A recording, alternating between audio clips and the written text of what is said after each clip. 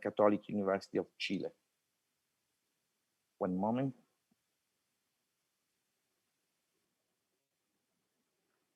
Quisiera darle la más cordial bienvenida a este seminario o simposio internacional en búsqueda del desarrollo integral. Qué hermoso nombre, qué hermoso título para destacar una realidad y un proyecto que nos tiene muy involucrados en nuestro país, en nuestra universidad, y desde la universidad queremos proyectarlo con universidades hermanas y con instituciones a lo largo de todo el mundo, en búsqueda del desarrollo integral.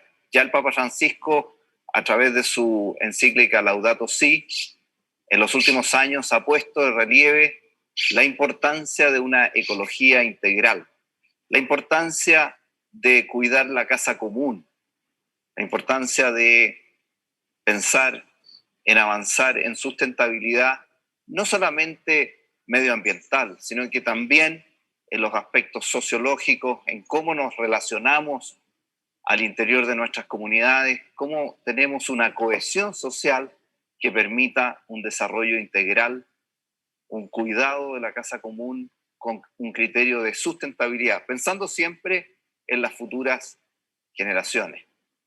En este seminario tenemos el encuentro de varios mundos, el mundo nacional, latinoamericano, la realidad europea, el mundo de los pueblos originarios y cómo se conectan con nuestra realidad latinoamericana, cómo conocemos distintas experiencias que son tan importantes. En nuestra universidad, en el plan de desarrollo para este quinquenio 2020-2025, hay dos aspectos que son muy cruciales que se van a tocar en este seminario. La interdisciplina. Qué duda cabe que hay muchos aspectos interdisciplinarios en las realidades que vamos a evaluar hoy día y en estos días. Y la internacionalización. Cómo trabajamos en red con otras instituciones nacionales de Latinoamérica, de Europa, de distintos continentes, de Estados Unidos, de Norteamérica, para poder entonces colaborar en red y para poder contrastar las distintas realidades. Interdisciplina e internacionalización son dos aspectos que van muy de la mano en la realidad que estamos viviendo hoy día. En una pandemia que ha puesto sobre la mesa la importancia de la colaboración universitaria. Cada una de nuestras instituciones colabora a superar la pandemia en nuestros países, pero también tenemos que colaborar en conjunto a ver cómo podemos dar una respuesta a esta pandemia a nivel global, con las grandes inequidades que existen en temas de realidad sanitaria, en temas de vacunación, en temas de un acceso completo a la salud de nuestros habitantes. Felicito a todos los organizadores y organizadoras de este seminario. Agradezco a todas las autoridades del extranjero que nos han querido enviar su mensaje, su aporte. Agradezco a todos los panelistas que han querido entregar su mejor visión sobre estos temas y felicito también el encuentro entre los distintos continentes, las distintas realidades, para que podamos avanzar hacia un mundo más sustentable, hacia una realidad más interdisciplinaria en donde las distintas miradas se enfoquen hacia el cuidado de la casa común. Bienvenidos a este seminario del cuidado integral. Muchas gracias.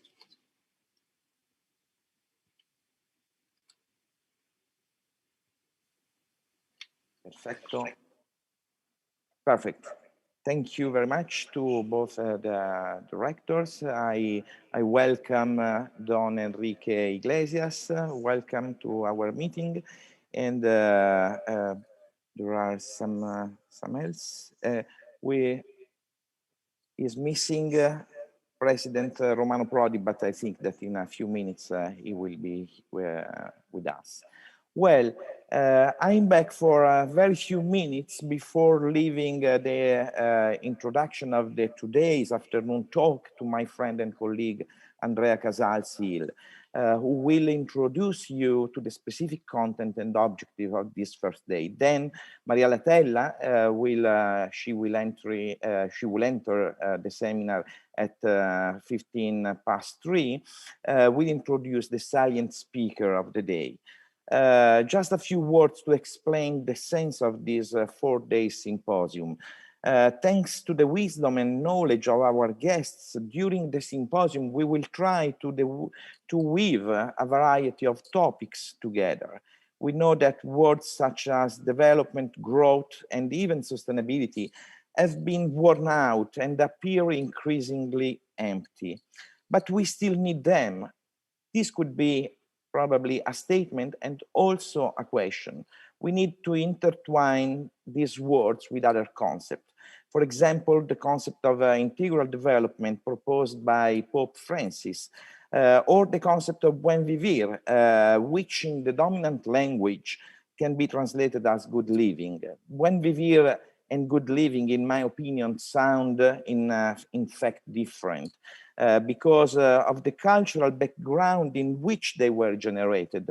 Buen Vivir stands out at a less materialistic and more spiritual term, more attentive to the nature of the human being as well as to our planet. The good living or good life translation is closely linked to the concept of prosperity, which would like to belong to a spiritual dimension, being continuously sucked into the materialistic spiral of possession and consumption.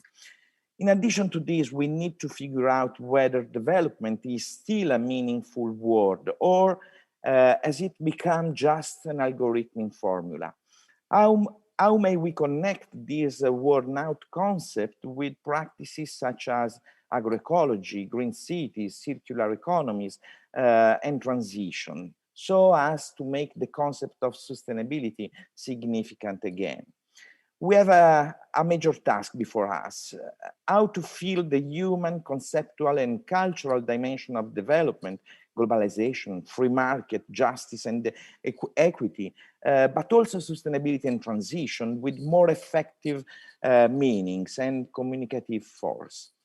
Facing climate change and the pandemic crisis, in fact, the great challenge is how to renew, to refurbish, and regenerate the traditional rhetoric on technology, production, and growth, which has fascinated our societies by decades, even centuries. We have been studying these issues for several years thanks to our international doctoral program in environmental sustainability and well-being, and we have the courage and also the audacity to take it on together. From today, we want to share this ambition with all of you to continue these talks and meet again in the next year to elaborate deeply on these topics. Please accept my best wishes to a successful symposium. Thank you very much. Andrea, now the floor is for you. Thank you, Angie. I'm afraid there's not much to add. Anyway, hello to everybody. We meet today to question the notion of development and discuss alternative models in the light of integral development and Buen Vivir. Though we should not regard Buen Vivir as one fixed ideal or a ready-made model. Latin America is a huge and diverse geocultural region, and though we have a common colonial history, and though the multiplicity of indigenous peoples share similarities regarding their cosmovisions, we also embrace our differences. Bioregions like the Patagonia, the deserts, the Andean mountain range, or the Amazonian rainforest host a kaleidoscope of habitats and life forms. Sumac Kawasai in Quechua, Sumacamaña in Aymara, Kume Mogin in Mapuzungun, excuse me for my mispronunciations, and so on, propose an ideal of well-being of a community that is not limited to human beings and is larger than modern designs of economic models. In 2015, informed by Latin American intellectuals, being a Latin American himself, Pope Francis introduced the term integral ecology, closing the human and nature divide that the Judeo-Christian culture imposed over the Americas more than 500 years ago, and which allowed the Western society to develop or improve prosperously, as Gianji was saying, the lives of some humans at the expense of the habitats, beings, and peoples overseas in the space euphemistically called the Global South. In the wake of the COVID-19, the setbacks of living in a globalized world were brought to question, exposing, like predictions on the climate crisis, exposing that the poor populations suffer most. Thus, the pandemic has shown the urgency to reconsider the dominant economic social model. A radical paradigm shift is needed, though it is difficult to imagine concrete, yet alternative itineraries that are valid and fair across the borders. Therefore, we hope that the conversations along this symposium will be a fruitful discussion towards visualizing unconventional models that foster good lives for all life forms. To that extent, today, we begin by asking our key panelists what they understand, what they still understand by sustainability, integral development, integral ecology, and Buen Vivir, or as I said before, Summa Kawasai, Summa Kamanya, Kumimogin, and how the COVID-19 has affected their understanding of these terms. Each one of you will have 10 minutes to present your perspectives, and then we will hold a conversation to expand and respond to one another and hopefully build on each other's thoughts collaboratively. May this roundtable be an opportunity towards envisioning a good life for all. Thank you. Janji?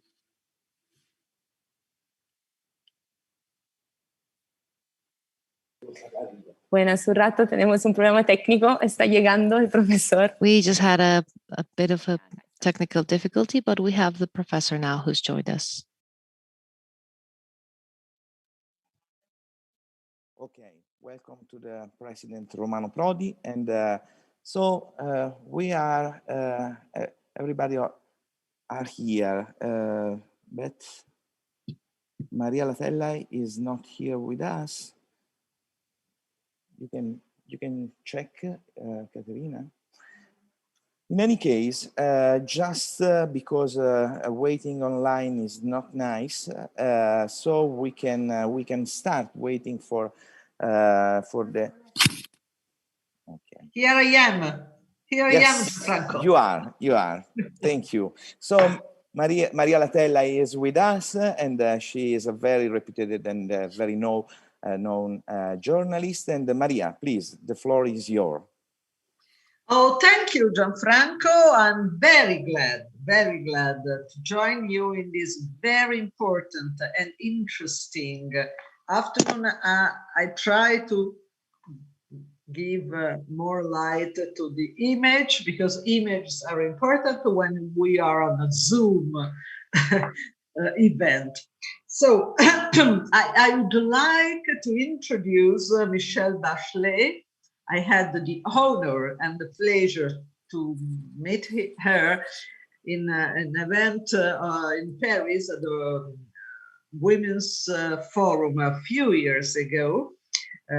I don't think Michelle Bachelet needs to be introduced, but she's the current United Nations High Commissioner for Human Rights. She was elected president of Chile in 2 different occasions. And she's with us with a video because everyone knows what is going on in Geneva, Switzerland nowadays. Today, we are very excited of the meeting. It's in this moment having course between President Joe Biden and President Putin. So Michelle is not with us, but is with us in any way. So please, let's listen to Michelle Bachelet.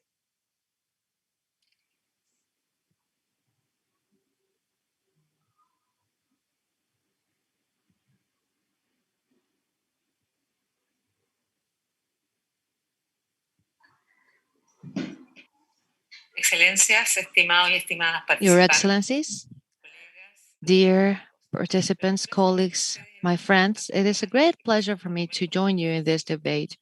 We are going through some difficult times. COVID-19 has already taken up almost 5 million lives around the world, taken apart friends and families. In the past year, this crisis has shown another pandemic that is equally unacceptable. Inequality, extreme poverty have increased, including inequality among countries. Let us keep in mind that climate change is still a reality and is moving towards a crossroad that may result irreversible. This is threatening achievements in terms of development and gender equality, taking us farther away from the Sustainable Development Goals, or SDGs. The Social Program Report of CEPAL for Latin America 2020 reports that poverty and extreme poverty have increased. Poverty went from 187 million in 2019 to 209 million in 2020. Extreme poverty went from 70 million to 78 million of inhabitants in 2020.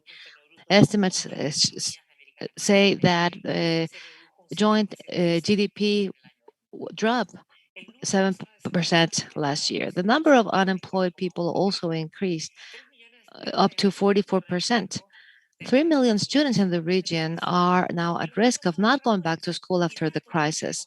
Terrifying data. And data are not just numbers. These represent people, their families, stories, efforts, millions of people who continue struggling, the people who were already at a disadvantage and vulnerability position, whose voices have historically and systematically been silenced, who have suffered the worst impacts of the pandemic, including girls and women, indigenous peoples, Afro descendants, LGBTI people, migrants, refugees, the disabled, among others. Before this crisis, inequality and poverty were already the main reasons why millions of people lacked access to quality services. In fact, around the world, COVID-19 had repercussions that have further pressed on more of these challenges. We have very seldom seen such a straightforward demonstration of the need to defend human rights. The main way for me to guarantee a sustainable, fair global development is by anchoring in human rights all of our efforts to move out of the current crisis. A new social contract that has opportunities for everyone, and calling for actions towards human rights. Sustainable development objectives have different action plans that we have as a guide to follow through commitment with social, economic, and cultural rights, which require long term actions to strengthen the universal public health and social welfare systems. Global healthcare coverage is a priority. We need to move towards these rights through a budget that reflects the priority of human rights, leveraging at the maximum the resources available. We cannot build this based on economic policies that do not focus on human rights. Since my appointment, I have been trying to strengthen the talk on social, economic rights and development rights, the right to development, as well as the work of SDGs, including our initiative, SOCH. It is also essential to continue working in progressive systems. Those who have more should contribute more so that we can all recover from the pandemic faster. We all have a role to play. I am convinced that the only way to efficiently approach the challenges of the pandemic are to include all the population. During 2020, we have seen different restrictions in civil and political rights in the context of the pandemic, such as a limitation of movement rights, association and gathering, and freedom of speech. And although some of these measures were necessary in the face of the pandemic, in some cases, the restrictions were unnecessary and out of dimension in terms of fundamental freedoms as well as the state of law. Association is not only a right, but it's also a key right for sustainable, inclusive cooperation, protecting also the right of all people to a healthy environment. So I would like to welcome in Latin America and the Caribbean the CASM Convention with the providing the right of everyone to access a healthy environment, protecting the environmental rights, and informing the population. I would like to invite countries who have not yet ratified it to do so promptly. My dear colleagues, it concerns me to see how historical inequalities are now repeating themselves in the access to vaccination. To guarantee that vaccines reach everyone that are affordable and accessible, the pandemic has made it clear that we will only be safe when everyone is safe. To be sustainable, development needs to be inclusive and reach everyone everywhere. And now, all around the world, we need new levels of cooperation and solidarity, as well as a more fair globality and globalization, with the right to development. Faced with the collapse of trade, reduction of remittances, flow capitals, depreciation of currencies, as well as the lack of international sufficient aid, poor countries have had to choose basic services or paying their debts back. A fiscal space that is reduced also limits their ability to take on entrepreneurship that allows them to access their minimum rights, which they should have access to even during a crisis. My dear friends, the recovery is now our opportunity to design new societies that are more based on equality. This will require extra collaboration, understanding that beyond the differences that we may have, we also have shared goals, ending discrimination and poverty, making the right of our friends a reality. I fully understand that human rights and development are linked. Making progress in one means progress in the other as well. Thank you for your contribution to this conversation. Thank you. Thank you, Michelle Bachelet. And while she was talking and giving us a passionate picture of the countries and the continent of South America, my memory went to a few years ago, many years ago, when I was a teenager, when I was in my 20s. At that time, South America was present in our lives.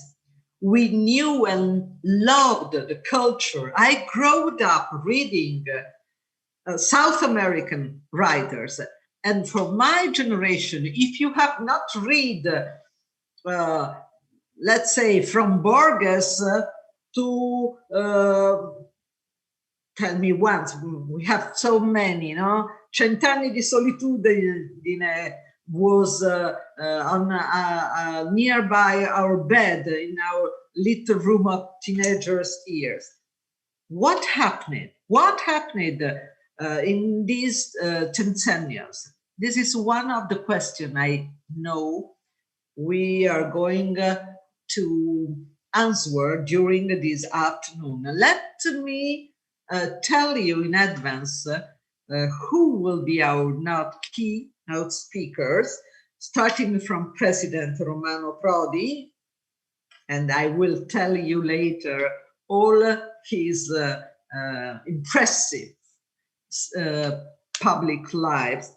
And then the Archbishop of Ferrara Comacchio, Giancarlo Perego, Alberto Acosta, the Ecuadorian economist, a university teacher and activist of various social movements, Enrique Iglesias, who has served as first president of the Central Bank of Uruguay, and Patrizio Bianchi, who happens to be my minister because I'm deeply involved in the education, the future, and the present of every country. And being part of the advisory board of Consiglio Superiore della Pubblica Istruzione, he's my minister as well. So I give the floor to President Romano Prodi. He was Minister of Industry in Italy, and 2 times the CEO of IRI, the largest Italian public holding. He founded the Ulivo center-left coalition, winning the election in 1996 and being appointed prime minister. He also has been president of the European Commission. And in 2006, he won the election again and became prime minister until 2008. Is currently president of the Italy ASEAN, as we say in Italian, Association. President Prodi, the floor is yours. Can you listen to me? Yes, It's clear? we're listening Okay. perfectly. Look, in this first intervention, in very few minutes, do I speak Italian or English? English. English, yeah. And this is first intervention. I just to answer to the question of Maria, what happened? No, she was perfectly right. A question 3 decades ago, Latin America was still full of problems, but in the middle of our attention, really in the middle of our, and we know, what is happening now. What is happening now? Why things changed so much? Why? We are looking at your hands, President. There is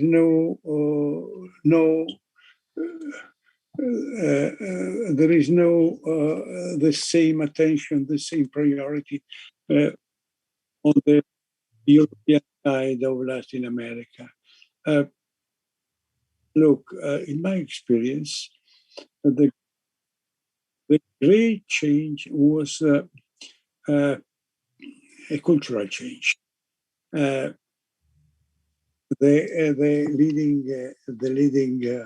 leading groups, in the old time, they were all the participants, all the leaders of American countries, South American, they were educated in Europe. We had strong daily relations, Then we had a change, really some sort of intellectual change, and step by step, the reference point were United States. It was, in my experience, was something incredible. Not only the economists, they were from Chicago or others, but also the relations that we had between the European political parties and the South American political parties. They failed step by step, It is some sort of political decrease of political attention. This is important, This is important because it was the beginning of diverging politics. It was the beginning of, let's say, different goals. I think that the responsibility is both sides. From one side, the European countries, they were, let's say, working on different agendas. Spain, Italy, or France, each one had some sort of national, individual goal. And from the American point of view, my disappointment was the impossibility to create a great South American market, as I hoped. We worked a lot to do it, but it was absolutely impossible. relation between Brazil, Argentina, and Chile, all that. And so we had some sort of differentiated policy. And in my experience, as a single country, only Spain had some sort of coherent policy, maybe because of language, also because of cultural tradition. But Europe as Europe did not appear. And so what we have to do now is to have a shared common policy. Will be possible? Now, I do think with a change in American policy, I think that at least it's not impossible. I'm always very prudent in my statements, but I do think that there is a more open social policy. On the Biden side, there is more interest to, let's say, to poor or not, let's say, outside the leading countries, on the leading groups of countries in the world. There is a specific engagement on vaccine, a specific engagement on investments, something of, let's say, more global policy. Clearly, part is competition because of competition with China. But because we know how China has been interested with the South American cooperation, this American statement is involving deeply South America. We have to be very, very prudent because we have to work to let's say, implement this project. Also because nobody is thinking that taking many of the South American exports, China needs them, United States don't need them. This is a problem that is not yet enough studied. China is a natural importer of soybean, of raw materials, of all this. United States is not, because it's self-sufficient or competitor. Let us think how Argentina and Brazil enjoyed because of the tensions with China. They had some moment in which exports were increasing, So if we want to reorganize this, we have to start from the beginning. We have to put more attention also to not only to the economy, but also to the political problem, to have special relations in trade and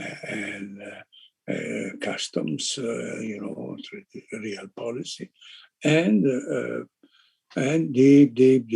political links, because otherwise there are natural interests linking China, in a special way, China and South America. And we have not to interrupt them because South America needs this type of export. But we have to understand that to increase our relation with South America, we have also to help the development and the improvement of the technical skills of the production of South America.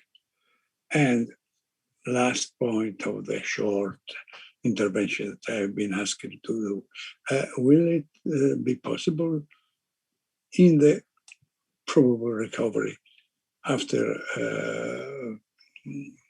virus? And this is another point. Yes, it's possible if we follow the statements. Let's say the statement is more involvement of the world, helping also in the sanitary field, and a quick increase in demand, as it is in the forecast, both American and Europeans. Don't forget that, at least on paper, the American recovery will be very, very strong. And also for the next 12 months, at least, the European consumption will be more and more. So there are concrete opening. But there is also some sort of counter or a different situation. Let's say with a reshoring, there is a temptation or a necessity to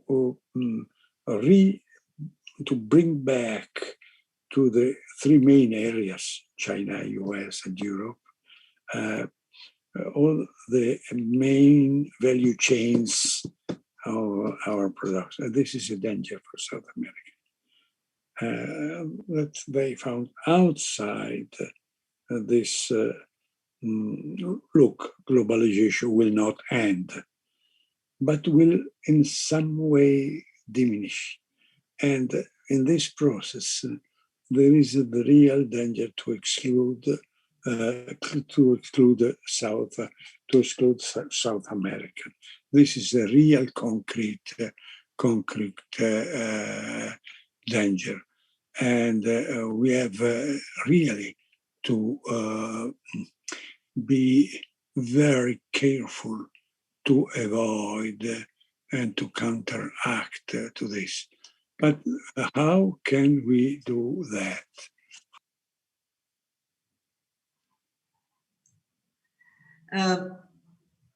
President Prodi, are you with us?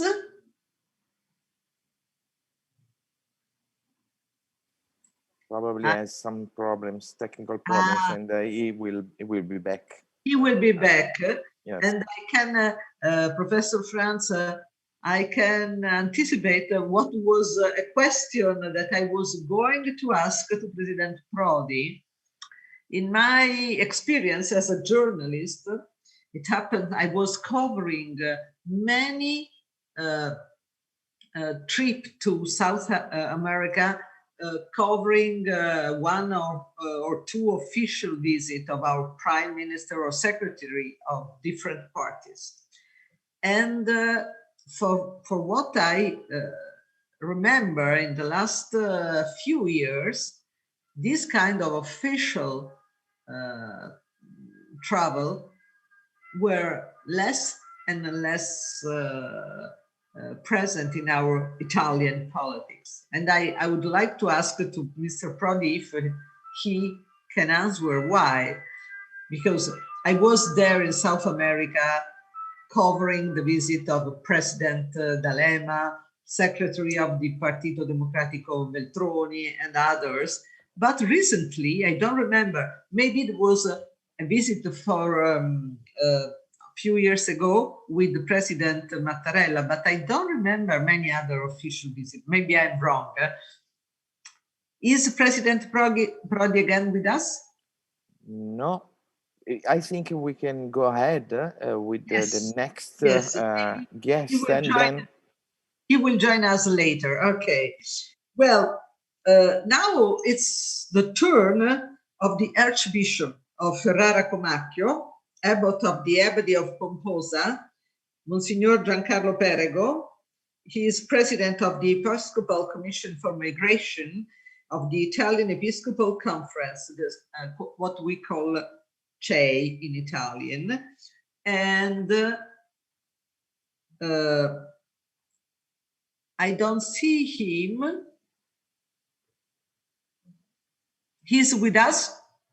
Yes. So, Arcivescovo Perego, the floor is yours.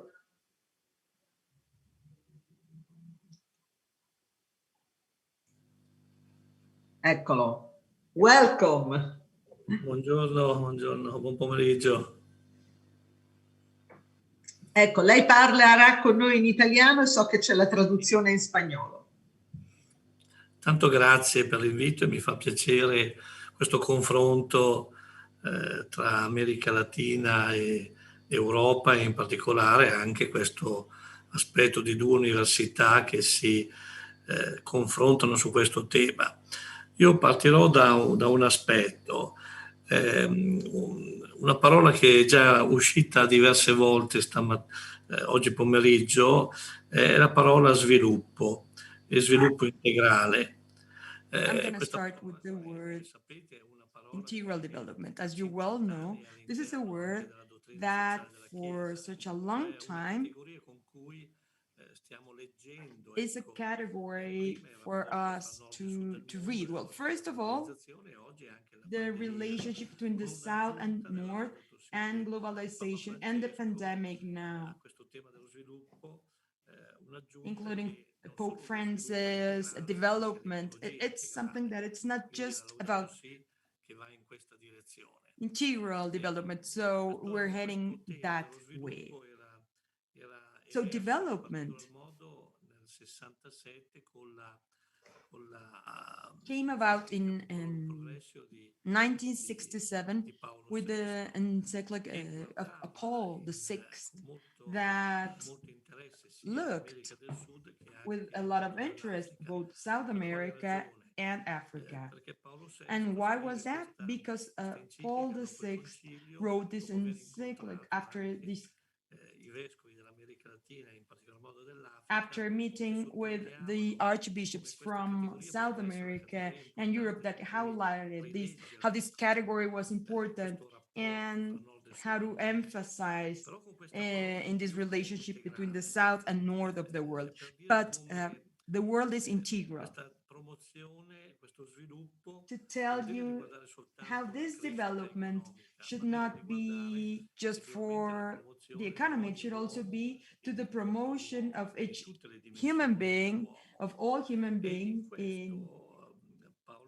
and Paul VI reflects a document of the 40s of a Jesuit priest, and he created an association where they had Latin American and African people reflecting on economy and humanism, where they promoted development, focusing on all the different areas, not just the economic areas. And this association promoted as well the first important reform in Senegal with President Senghor, where he also saw the different religions committed in this same government. The agricultural minister was Muslim, the development minister was a Catholic. So we have different religions that sometimes can represent in some different contexts contradictions. So this reflection of Father Lebre started in 1941, even before, when there were dangers that National Socialism and fascism could lead to development as excluding people. So then it's so interesting that from that context, in the 60s, an outlook was developed, and therefore integral development goes against some economic reductionisms, but it also includes a political point of view that can be seen through history. So this reflection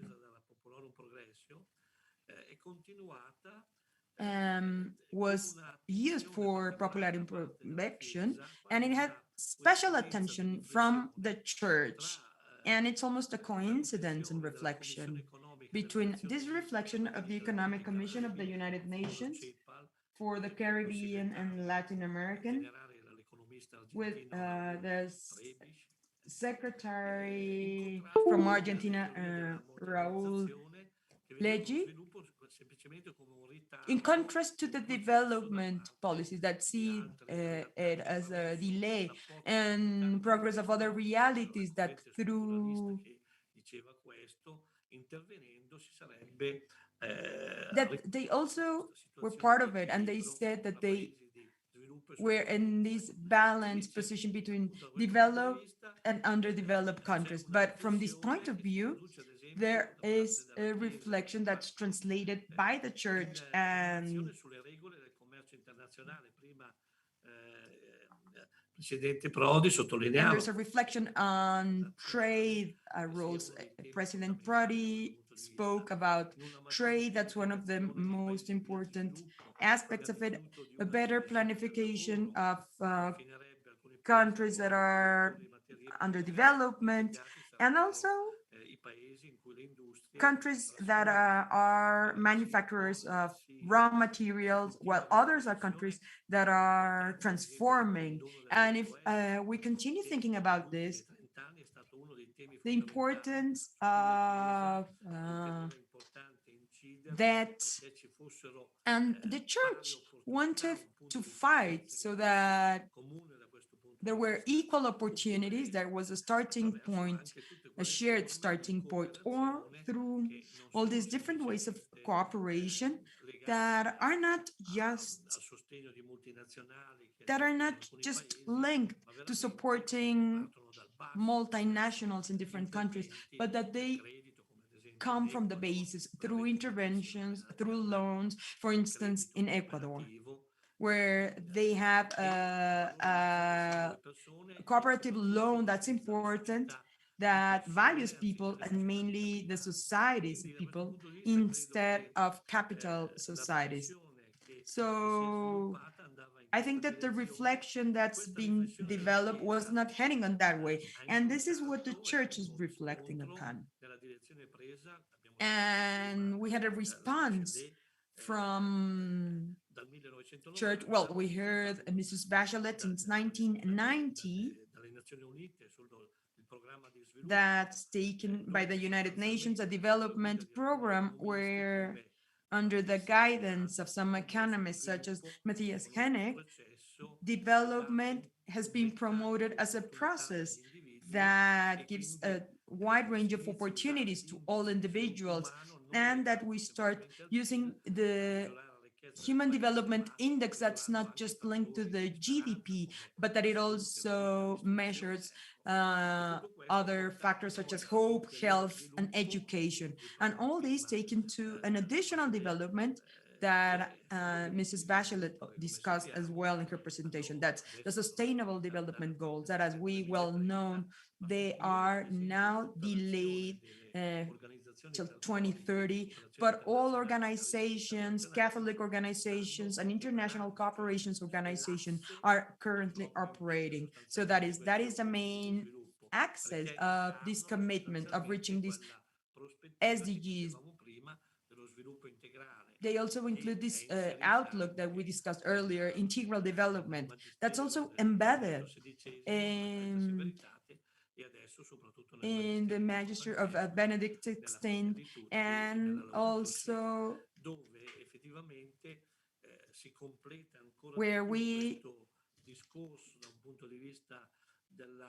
feel this speech from including an integral development and ecology as well, because development also includes the environment from that point of view. With the Fratelli Tutti, Pope Francis repeats everything that was discussed in the Davos Forum for increasing the different the current economic model is leading to different levels of poverty, and so we need governments, economic governments, to have an ethic of sustainable and integral development that put first the rights of people and the protection of the environment. So I think that this collaboration between Europe and Latin America, and also looking at the document from the Amazon created by the Pope, bring to the center this integral development that starts from the populations, respecting the environment, respecting people and population, and not to come back to this idea that there are countries that have raw materials and countries that transform all this raw material. The life of people and mainly the speech of raw material, but also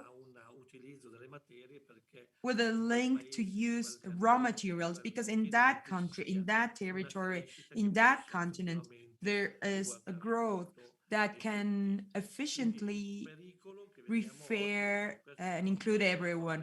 Well, the danger that we see nowadays, and that's why that Pope Francis created that reflection team, that's 300 young economists, because the danger is to come back to think on development as neoliberal models, and we have to think in new models that have in the center not the capital, but that have people at the center of it, such as all the history from Europe that can become important for the Latin American speech. That's the story of cooperation, but also the shared property. So therefore, these shared properties create an interesting model. That's not a model of states. It's a model where shared property safeguards everyone. And this was specified in the first document of the social doctrine of the church in all the owners and everyone's owner, not proletariat. And this principle has this idea, and that is this idea that we share all the goods and that they all go to protect and respect and dignify people so that people can grow and that they can expand their capacities. And well, that is the main premise of development and of collaboration between the different countries, because there are no countries where there's no cultural history, where there's no spiritual story, where there are no capabilities or territory, where there are no beings at all or goods at all. And this has to be the base of this well-being, that we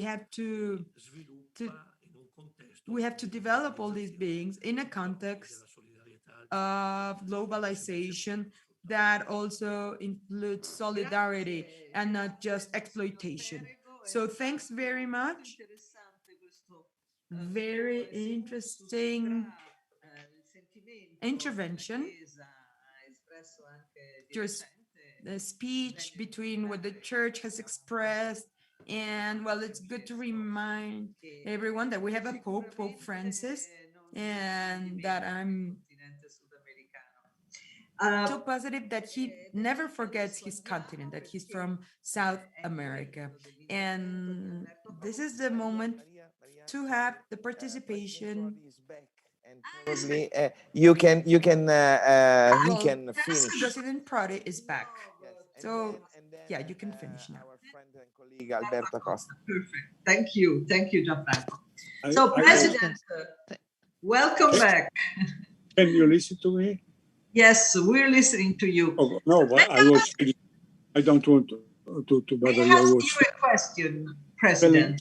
Look, I was telling you when I was interrupted that clearly we should have a strong recovery, at least this first year is certainly more in the United States, but also in Europe. And so there is a chance for South America, but we have to be very careful, because we cannot forbid, let's say, or put an obstacle to the existing trade relation between China and South America if we don't give some sort of help and substitution and that, because of the complementarity I described before, existing complementarity. If we don't change the type of complementarity we have now, it will be a real problem. So we have, but this I end. I want to be blunt or sincere. This is not yet in the agenda. This is not in the agenda. There is this idea of competing with the Silk Road of China, let's say, an intellectual link of investments. There is a new policy that is so important for South America because this is a policy that does not lead people to the absolute free market, but is a mix between, let's say, public and private policy that can be more fitted to the South America. But we have to work to implement it because this change will not come alone. And I repeat, we have, of course, a lot of political question marks. The change in the American policy will help this general cooperation. The reshoring will damage this possible of cooperation, and we have to be very careful to intervene in the right direction. This is the real politics that must be done now. Certainly, the export of minerals, of agricultural materials will improve. Prices are improving in the world, but this does not mean a long-term development. It was hinted in the speech of Monsieur Perrigo when he told, look, we cannot have a division between producers of raw materials and skilled products. We must change that, and this needs a new political cooperation. I think that we have to insist in Brussels for a new European policy. This is the end of my short intervention. Thank you. Thank you. May I ask you a very short answer to my question? In my memories, when I was a younger journalist, it happens to me to cover official visits of a president, like to mention one, D'Alema, or secretary of party like Walter Veltroni, traveling for a long week or even 10 days in South America. I don't remember recently such an official visit, with the exception of the official visit of President Mattarella. In your opinion, what happened? Why? I'm talking of Italy. You first mentioned the interest of Spain, but I'm talking just of Italy, that is the country I know better. What happened to the Italian politics? Why they forgot? The answer, I hinted to this answer in the beginning of my speech. The political links went down when there was, the terrible period of dictatorship in Chile, for example. It was natural to have the political links to help the new democracy. There were people coming here. I was coming back. Totally, having meetings with South American leaders and so on. Now I don't flow, as I told before, I don't see any of this contact. Why? The crisis of the European political parties, first of all, Second, the interruption of the spirit of internationalship or cooperation of democracy of many South American countries. If you take the biggest one, Brazil, I had regular meeting with Lula and others, or even Cardoso before Lula. I remember Cardoso coming to the University of Bologna. We were just doing lectures together as a natural fact. Now you don't see anything of that. You hinted before to the cultural link. But this is important, because it was cultural, political, and also economic link. And we lost this. And so we must bring back institutions, as it is for the Instituto Latinoamericano, that is still working, but in terms of dimension, in terms of financial needs, in terms of priority, it's not the same. But not only in Italy, I am talking about France, I'm talking also about Germany in terms of ranking. I was only telling that in my superficial impression, but only Spain is working systematically in this direction. But Spain is a great country, but it's not Europe, and it's not the whole Europe, and we have to be grateful to Spain for the link that is keeping, but we have to really enlarge it and developing a special policy. Thank you very much, President Prodi, for your crystal clear answer to my question. And now I'm going to Alberto Costa. He is an Ecuadorian economist, university teacher, and activist of various social movements. Judge for the International Tribunal of the Rights of Nature and Minister of Energy and Mines in Ecuador in 2009. From 2007-2008 has been the president of the Constituent Assembly of the Republic of Ecuador, and he introduced the beautiful concept of Buen Vivir into the Constitution. Professor Alberto Costa, floor is yours. Muy buenos días, muy buenas tardes. Good morning, good afternoon. It is a great honor for me to be a part of this meeting and to begin by greeting you, everyone from the Andes region. The metaphor of development, always between air quotes, taken from natural life, is ever energized. And this is why we are here today, gathered to talk about development. Despite all the evident limitations of development, development today continues to be a global horizon, one that mobilizes millions of people, one that mobilizes countries and organizations. So in this scenario, we need to make something clear. Even though I will talk about buen vivir, or good living, and development as well, I need to say here a disclaimer. When I talk about good living, this is not an alternative to development, but rather an alternative to development. It is something that invites us to move towards eliminating the concept of development.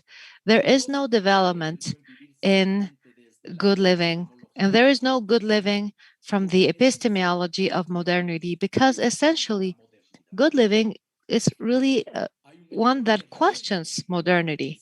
There is, of course, a great risk of vampirizing the concept of good living, emptying it of content, just as it happened with progressist governments in Ecuador and Bolivia, which turned good living into an instrument of power, which turned good living into a propaganda tool. Let's then talk about development, quote unquote, and the potentiality of good living, which is not a model that can just be copied from one reality into another. At a time where humankind is faced with one of the largest crises, one that was brought about by the capitalistic system, which just came to be emphasized by the coronavirus crisis, which has caused more than 3.5 million people in the world to die. Of course, we are worried. This is a tragedy for thousands of families around the globe. But are we as concerned about starvation? No. And 10 million people are already passing away from this problem. And the problem is not the lack of food, it's a different problem. Do we really care about the air and water pollution in the cities? We don't. And 8 million people die every year if we are to trust UN reports. Poverty, inequality, multiple times forms of violence that were here before coronavirus have only come to emphasize on this reality, the reality of a capitalist civilization, one that suffocates the life out of human beings and out of nature as well. And before I move to the topic that I was invited here to talk about, we are trying to swiftly overcome this crisis. Just to go back to the same, to a greater economic growth, greater environmental destruction, greater frustration, even, and which will not come to solve the issue of poverty and hunger. We will just see an increase in the demand of raw material for energetic transformation. It sounds interesting, right? Less fossil fuels dependence, but more mining for lithium and others. And yet in Peru, Colombia, Brazil, and Chile, the peoples are mobilizing to find new alternatives. When popular movements bring down the statues of conquistadors, in Latin America, what we're trying to bring down is really those old life patterns that were almost like totems, undebatable, which have come to cause such a great degree of destruction, death, and injustice. So let's talk about development.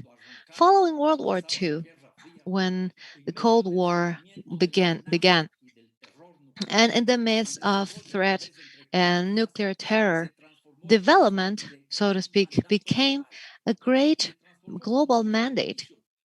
And as said at the beginning, it became the goal that everyone aspired to.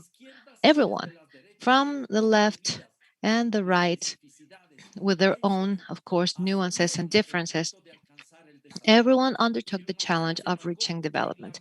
And humanity became went on board this great quest of development, of eliminating hunger, misery, poverty, lack of access to healthcare, education, housing, and then development became something of a common destination for all humankind, an obligation that cannot be negotiated upon.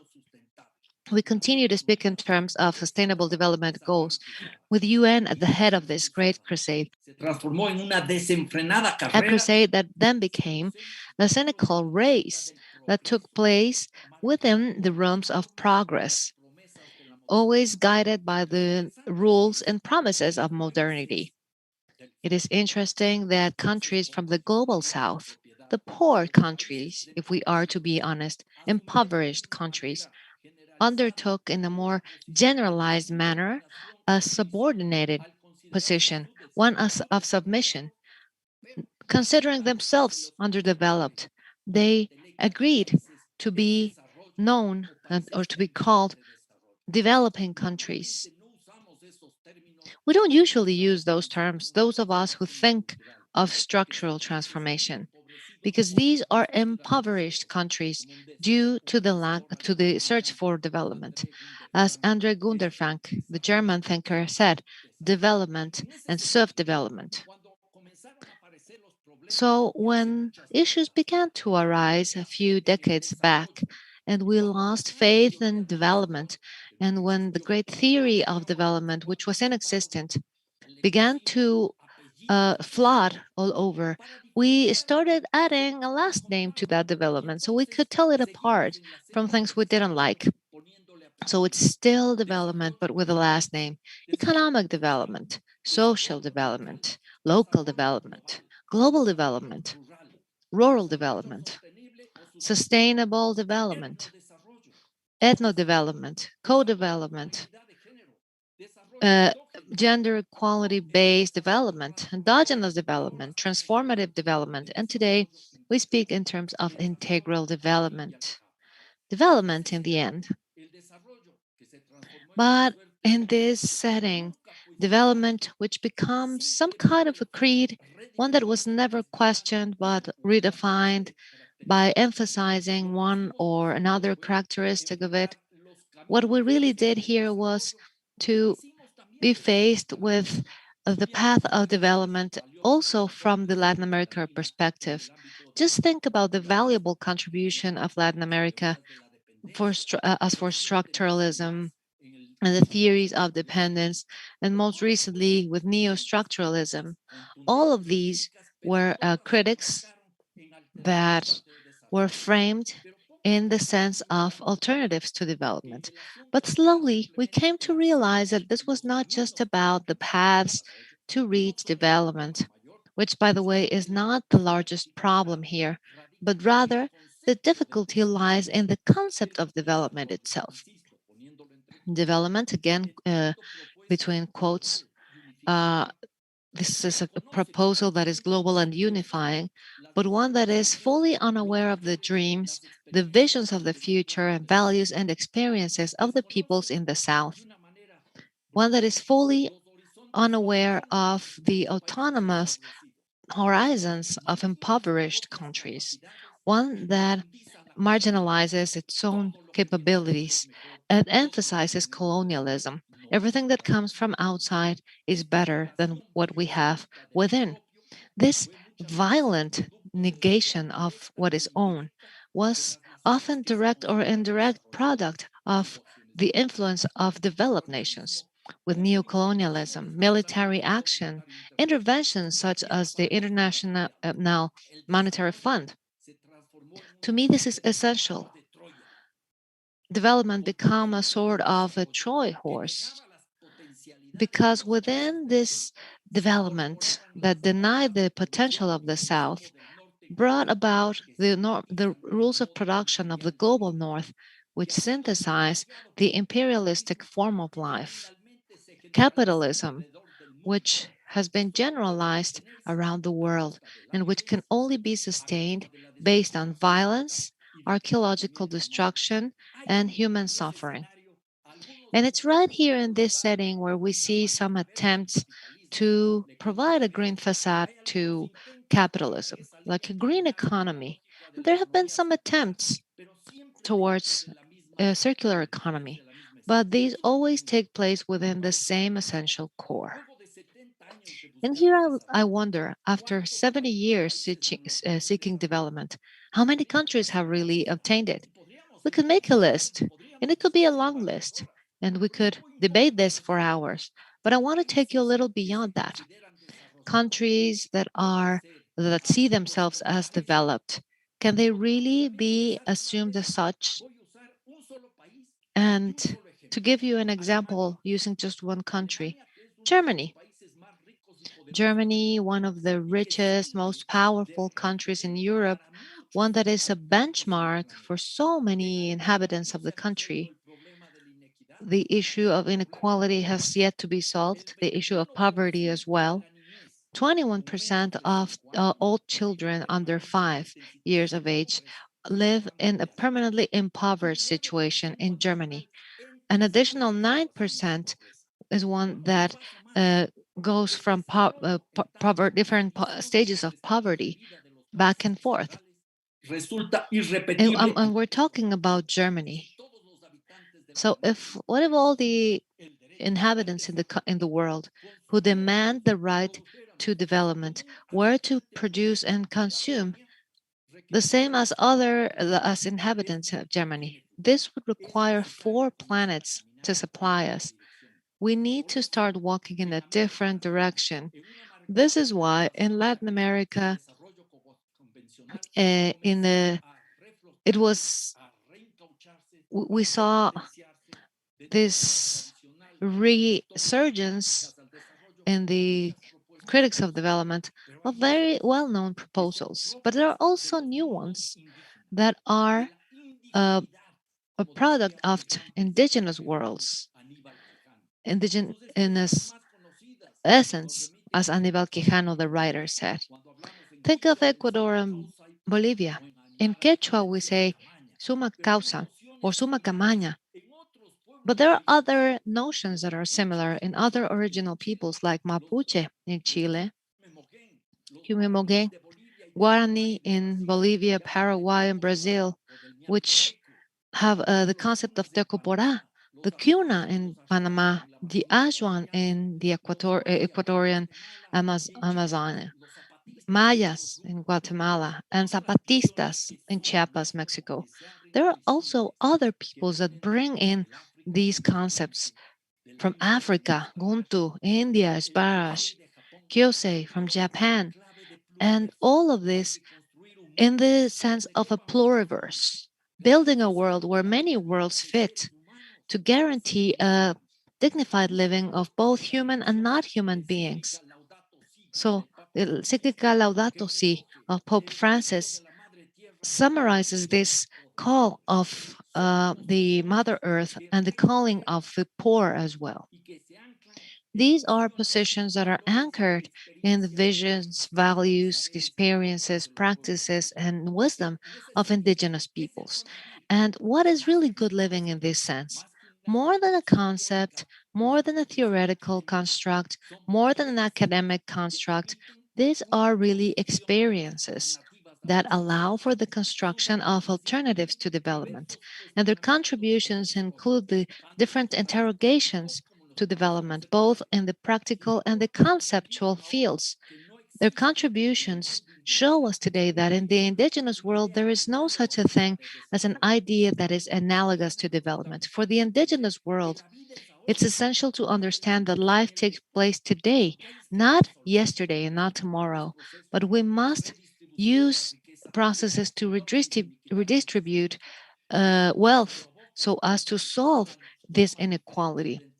This will bring about a different way of understanding life. All the while, conventional development in the indigenous world is seen as a cultural imposition inherited from the West. This is why there are such reactions from indigenous peoples to colonialisms.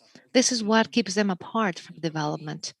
And what is development when it comes to good living? Good living is really the life of human beings in harmony with themselves, a balanced life, if you prefer the concept of balance, of human beings as a community. We're not Robinson Crusoe lost in an island by himself. Enough of this disease that affects the richest countries. England and Japan now have ministries of loneliness to cater for this lack of human contact problem, for this lack of human relation. We need to assume ourselves as a community, and only in that scenario can individuals and communities find harmony and balance with nature. And the Pope says this in Encyclica Laudato Si. We are nature. For the indigenous peoples, when they talk of Pachamama, of Mother Earth, it's not a metaphor for them. They understand that the earth is our mother, the one that gives us the right to life. And from this perspective, we must strengthen human rights, where these are, or environmental rights are framed as well, and the rights of nature, the rights that guarantee a dignified life for all human beings, regardless of their relation with human beings. And in the encyclica of the Pope, steps and huge strides are taken towards this anthropocentric vision. We need to focus more on nature as well. And we require building a different economy, one that is at the service of human beings. Human being over capital at all times and always in harmony with nature. This also entails focusing more on the community, less in the marketplace, going towards an approach where the marketplace is not before nature. Nature goes before wealth accumulation. And such an approach goes beyond any instrumental correction of a business strategy. Although the good living cannot just be linked to the Western concept of it, this doesn't mean necessarily a rejection of technology, so long as this is at the service of humankind. And it's actually also nourished by other currents, such as environmentalism, especially feminism.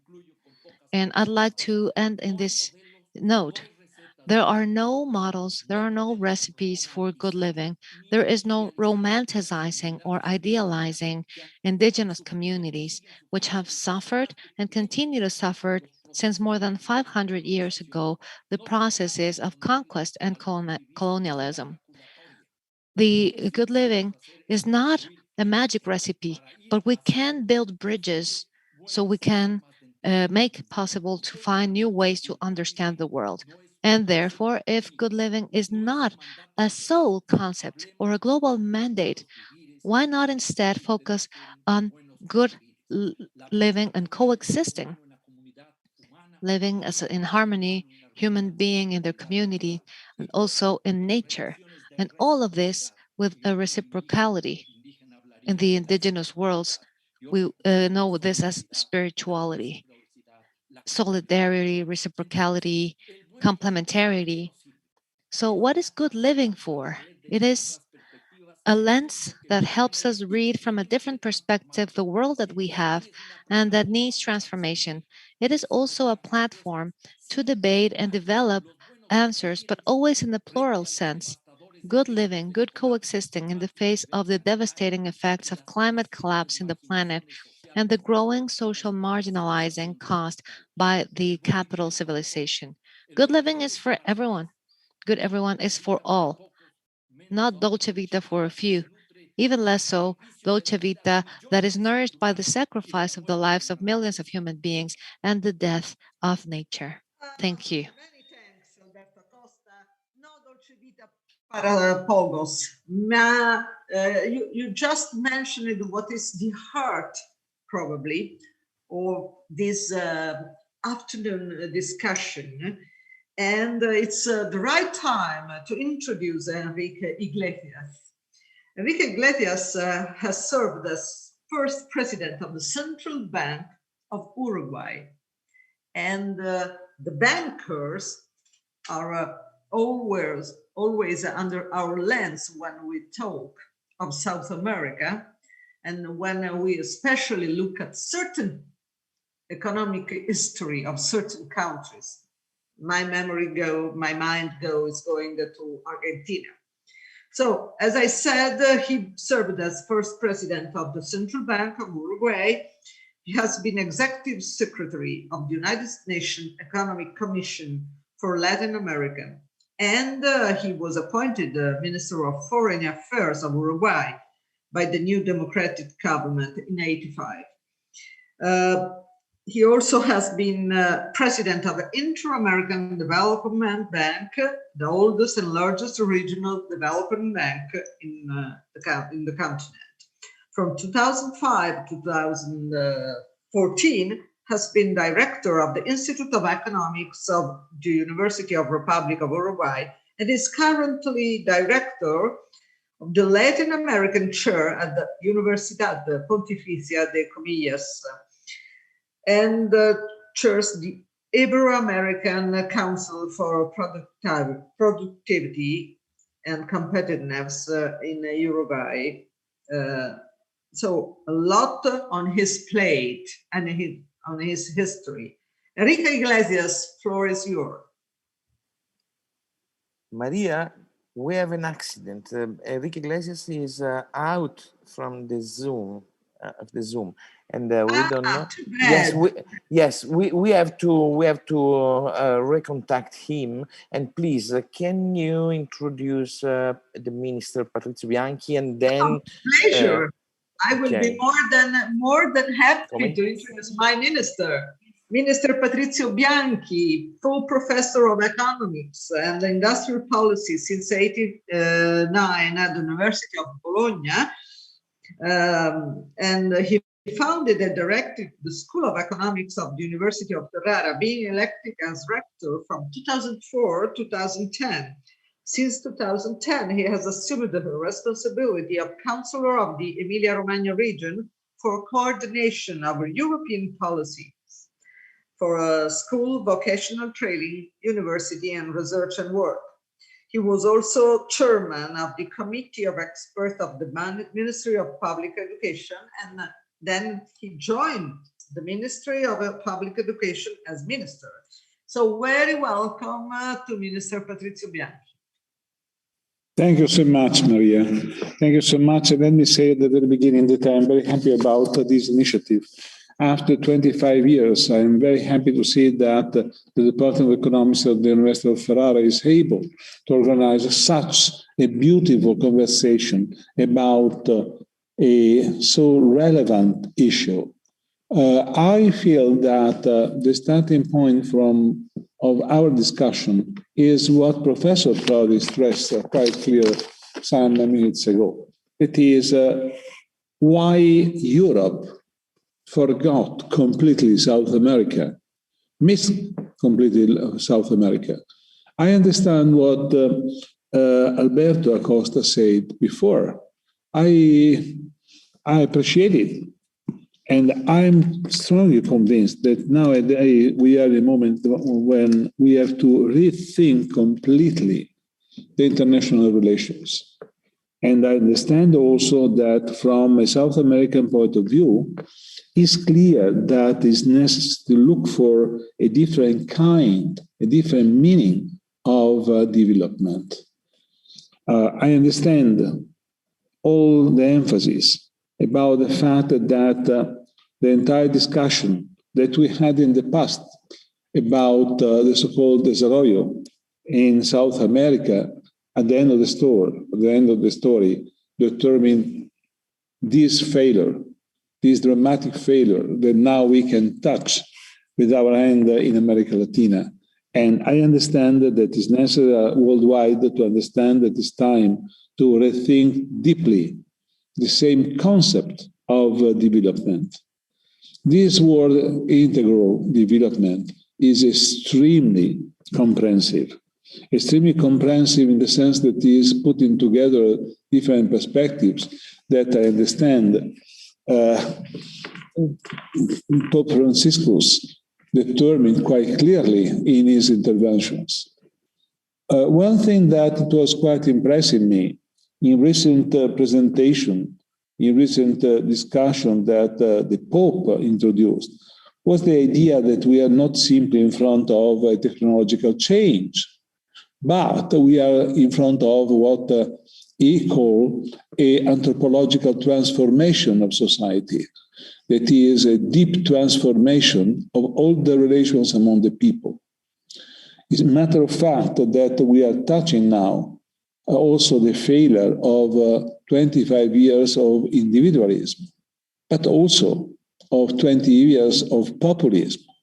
The idea that on one side and the other side, the only alternative was the extreme individualism of society or populist solution to face the failure. I feel that it is extremely important that in this discussion, Europe can enter with the capacity to understand that it's clear that we have to define a new condition for all the people around the world. It is necessary also to understand that the entire debate on sustainability is not only just a fresh painting on the old buildings, but is the idea to rethink completely our economic process. Nevertheless, it's clear that the role of Europe is extremely important. It's a matter of fact that at the present days, the international condition is a deep change in the worldwide equilibrium because of the emergence of China as the main power that now is emerging. Nowadays, also in technology, don't forget the extraordinary changes that Chinese determining technologies. An internal situation in the United States that it was reached a situation that it was not acceptable, and the change in the internal political process of the United States derived from the Biden presidency is clear, is not enough clear what is happening at international level, and the rest of the world that is in some sense is pushed at the margin, because it's the matter of South America, it's the matter also of Africa, but it's matter also of a large part of Asia. It's clear that in this moment it's necessary to accept the idea of multilateralism, and it's clear that in this multilateralism it's necessary that Europe can play a central role. I understand what Acosta said, and I'm quite sympathetic, but on the other side, it's a matter of fact that it's necessary to relaunch a strong bridge between Europe and South America. It's necessary to run this bridge between Europe and South America because on one side, Europe, out of any temptation of new colonialism, needs to redetermine a condition worldwide defining a new context of peace and development. I avoid all this discussion on Buen Vivir, or Bienestar. It's a matter of fact that is necessary not only for the marginal part of society, but for the mass part of society to redefine the possibility to have real possibility of determining a reasonable, sustainable, human, integral development. In Europe, this situation is not clear. As Alberto Costa said, inside Germany, there is a large part of poverty. In most of the European countries, there is an emerging phenomenon that we can call educational poverty. That is a real measure of malstar, not buenestar, of malstar, or malvivir. In several parts of Europe, now, after the pandemic, we have a strong problem of poverty. And so that is necessary to relaunch this bridge with South America, also to rethink together the concept of society and harmonic society, or a balanced society. Surely, this idea of equity, inequality, the capacity to reduce inequalities inside the same countries and among the countries is coming back to be one of the crucial arguments for peace. And it's clear that we cannot reduce all the problem simply to the past dynamics between raw materials countries and transformation countries. Also because the raw materials that are necessary for the next generation of industry is different from the past. I don't think that we can reason simply on the past raw materials as a necessary support to the local economy of South America or the local economy in Europe. It's clear that it's necessary to rethink deeply also the relation among the countries. And I understand that this new policy launched by Biden to merge all the democracies against, or at least in front of, China in any case, could be a real simplification, an oversimplification that could be also quite dangerous. Also because it's quite difficult to understand around Europe, around the world, who are the real democracies.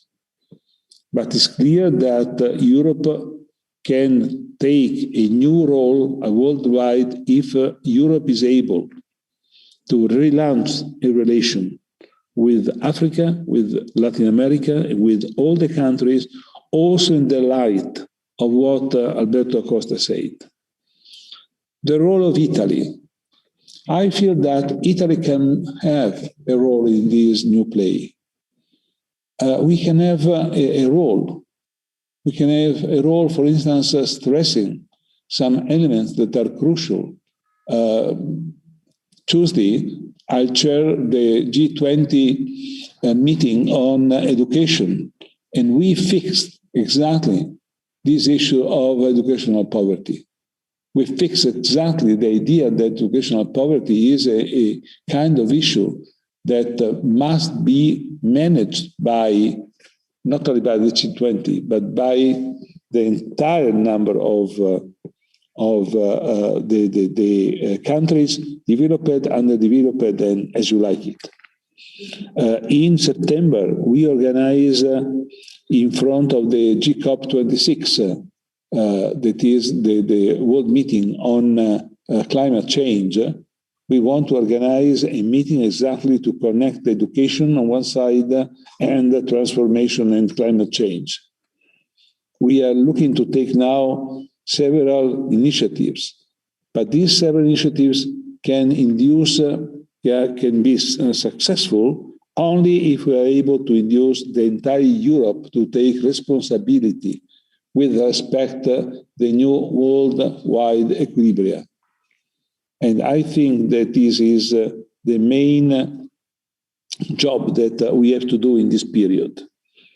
It's quite easy, and I am in the conclusion of my speech, it's quite easy to say, no, our duty is just to come back to the normality after the pandemic. But this is not enough.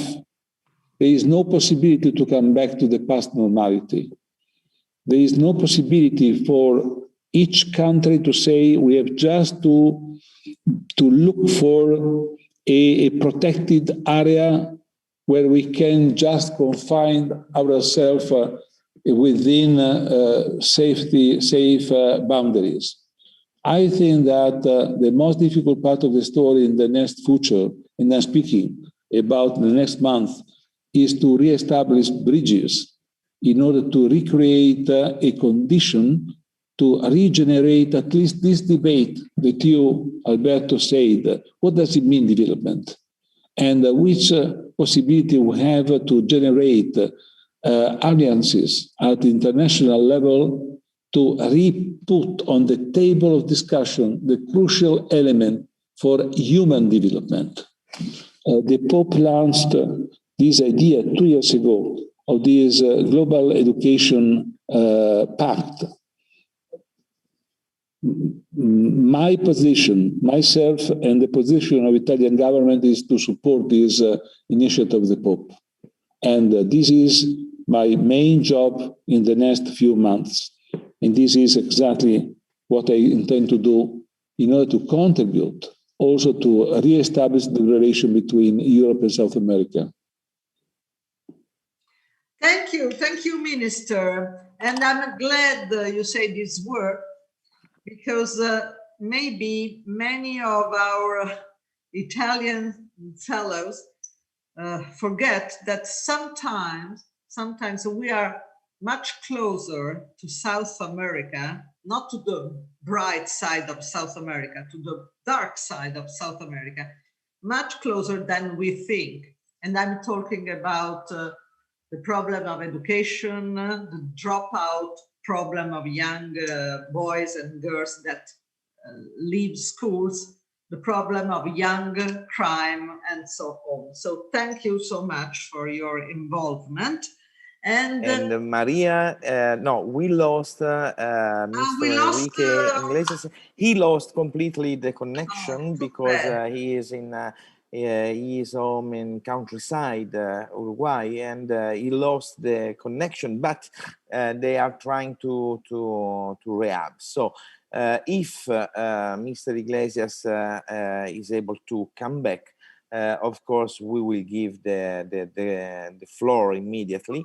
But now I think we can start our round table, and Andrea, Casals, Nils, you and I, we can ask something to our guests, following the program until Mr. Enrique Iglesias is able to begin.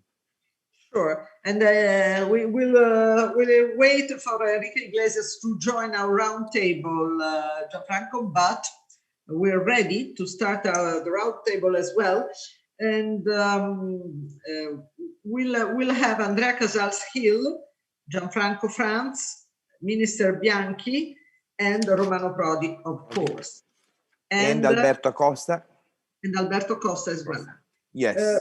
So if we are following our program, I should start with a question for Professor Prodi and President Prodi. We talked already of Europe and Latin America. We just listened to Minister Bianchi and his involvement in Start Again, a stronger relation with South America on his side of education. So my question is general.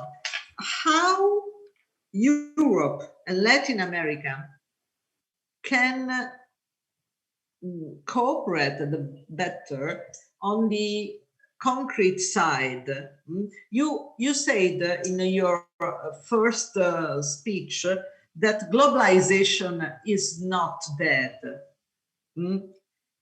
but is still in crisis. So how we can imagine a bright side of globalization that can see together Europe and South America?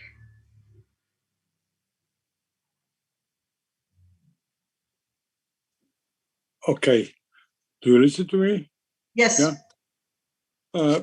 No, it's very simple theoretically, but very intricate in real terms. Let's say what is coming out now is an increasing split, between, let's say, Western democracies and China. The trip Biden to Europe was, thanks God, a change of policy vis-a-vis Trump. The Atlantic link, not only military, but also economic, is coming on. So we have this positive. But this means also a clear increasing split or increasing tension with China. And as we know now, China is a major importer of South American agricultural productions that are needed for China. As I hinted before, but we can be more clear now, China population is 20% of world population, but the arable land only 7%.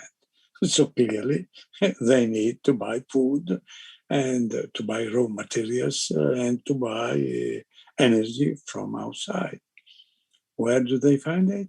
Africa and Latin America, because they have an oversupply of all of that. If you think to soybean, is clearly that. So we have, from one side, a consciousness that Latin America is part of our world.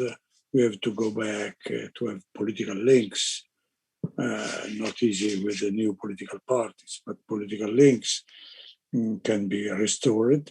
But from the other side, we have also the obligation not to cut off the link that South America has with China, because South America needs, and they cannot be substituted by Europe because it's not importing enough of that, Clearly, as Monsieur Perego told, we have to also to help the change of the South American policy, not being only exporter and producer of raw materials of agricultural products, but also something more.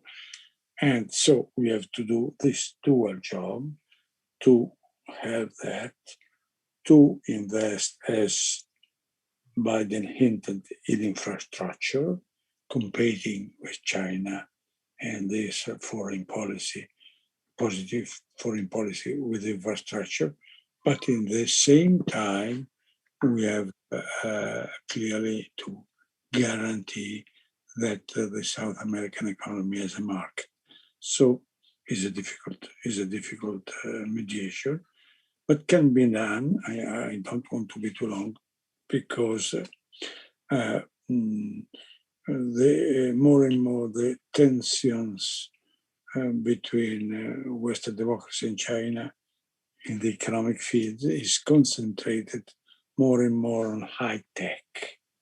And there is some sort of, let's say, more open economy on middle and lower technology. So we have to guarantee the possibility of Latin America to be linked with the outside market. And we have to help the upgrading of Latin American economy. This is clearly the duty of Europe. But I repeat, the first one is to go back with the things that you mentioned. And I confirm we lost in the last generation. We have a generation of decreasing links. Thank you. Thank you, President Prodi. And now, Andrea Casal Hill. Hola. Voy a hacer una pregunta en español porque veo que... Hi, well, I have a question in Spanish because I see that translation channels are working just fine. And my question is to Alberto. Thanks very much for your presentation. It was very enlightening and inspiring as well. And well, I have a concern. I don't like confrontation, and I believe in the power of diplomacy and the power of enabling. So I think that we have a conversation here that's very important to enable, strategically speaking, to keep thinking on this idea of development, or maybe some other word that we can come up so that we do not keep saying development, and to say and to specify that we're talking about something else. But since I cannot come up with any other word, I'm going to use this word. How can we think in development for a good living so that we can continue with this conversation when we are talking about epistemology and different cosmovisions here, and questioning the identity of the other person that we're talking to? We are questioning all these positions of one and another. So how can we go with this process of this change, enabling this conversation and not scaring our partner or the person that we're discussing with, that there's a way of looking at the world that seems to be so different? That is my question.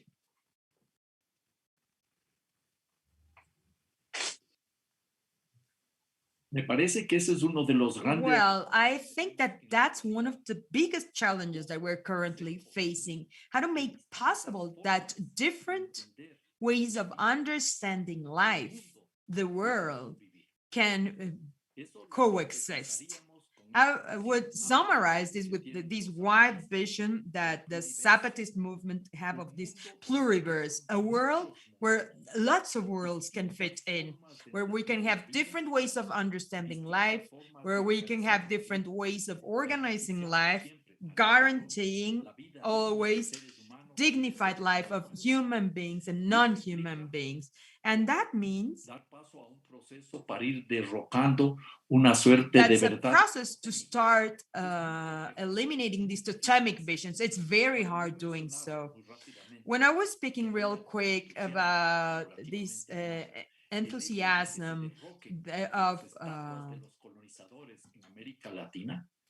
eliminating the statues of colonizers, I was thinking about this need of overthrowing this civilization and the capital, such as patriarchy. How can we fight against patriarchal concepts? And we understand that. And there are fights from all the different types of feminisms, whether the ones in Europe, in Latin America, or in Europe. But we have to walk simultaneously. We have to overthrow colonialism. Patricia Bianchi asked a question that's still in my mind. Why did Europe forget Latin America? And I can give different interpretations for this, and I can give you some answers for this. But the question is, is Europe always present in Latin America? So how do we switch that? I'm thinking that people that are listening to this dialogue probably heard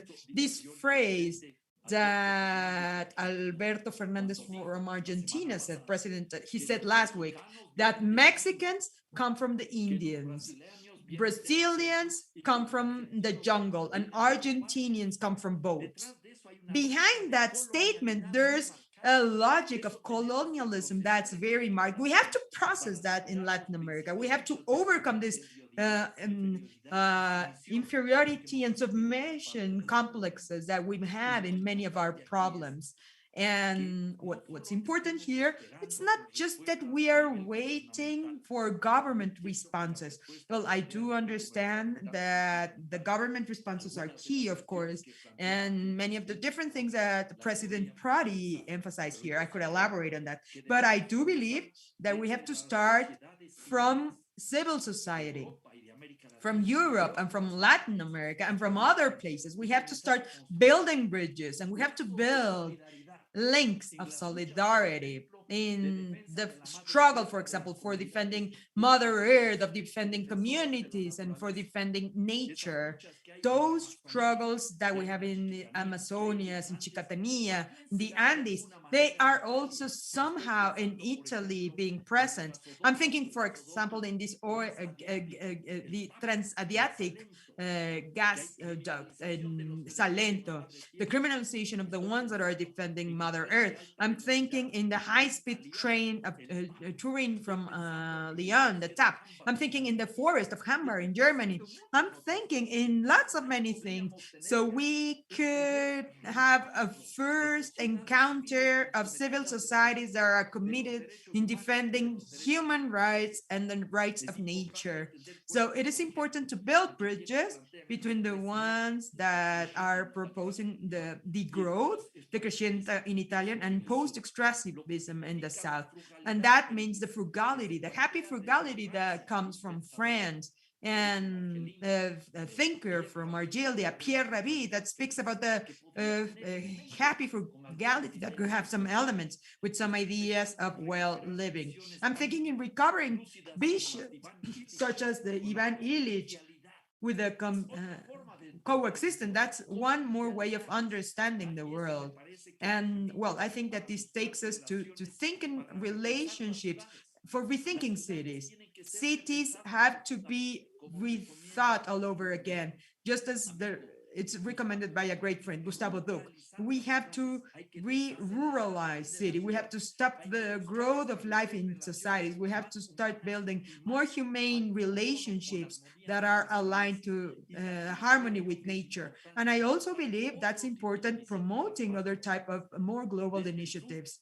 From the South, with the participation of representatives of civil society of all continents, we have organized International Tribunal of the Rights of Nature. It's an ethical tribunal that's now in sync with the peoples that comes from an initiative from Sartre, Jean-Paul Sartre, and by Bertrand Russell. That was the Russell Tribunal, and it has and it's in Italy. So there are points of junction. So these are the points of re-encounter between the struggles of people. And there are other areas where we should be adding efforts. So how long do we wait to start a campaign, intercontinental campaign, to disappear fiscal paradise? When?